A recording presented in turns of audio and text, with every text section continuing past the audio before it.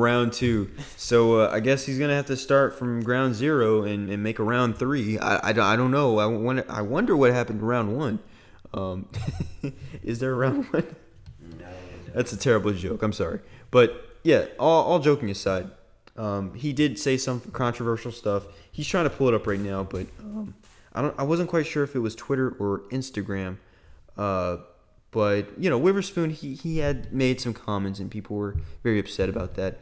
Plus, if you go to his YouTube channel and actually watch some of the, or if you click on his latest video, and then read through the comments, a lot of people are, sending their condolences, suggesting that, we're very sorry about this unfortunate circumstance to have happened to you. Some people are praising the situation. They're like, oh my gosh, you're profiting off of African American culture. Like we're happy that we did this to your store. What do you think about that?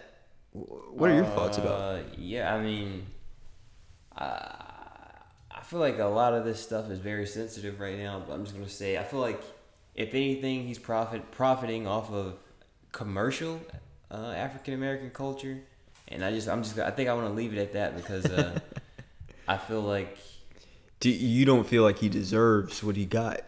I mean, I'm not going to say all that. No. I feel but like he is kind of profiting off of, like you said, the commercialized edition of black culture, which I don't agree with 100% of the time, and I'm sure I'm going to get some flack in the comments.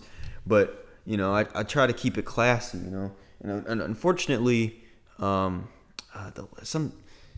Most folks they expect a black person to act a certain type of way and wear clothes a certain type of way, and I shouldn't say all of what Sean sells in his store has a negative connotation, but it does somewhat. It's more casual wear, but yeah, but his clothing, it's geared towards a certain demographic, and yeah, need I not say that it shouldn't be generalized for an entire population. I mean, also I feel like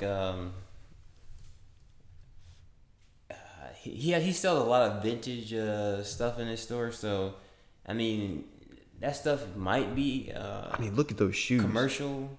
How much do you think those go for? Well, yeah, I pulled up just now. I was looking for a specific tweet from Sean Wotherpersons, and I ended up clicking on an image of his upcoming shoes with Asics. They do like running shoes and stuff like that. So I don't think those have actually come out yet, but I think that was a preview of upcoming shoes. But they gone, man. He's doing a collaboration. Unless they're at his house.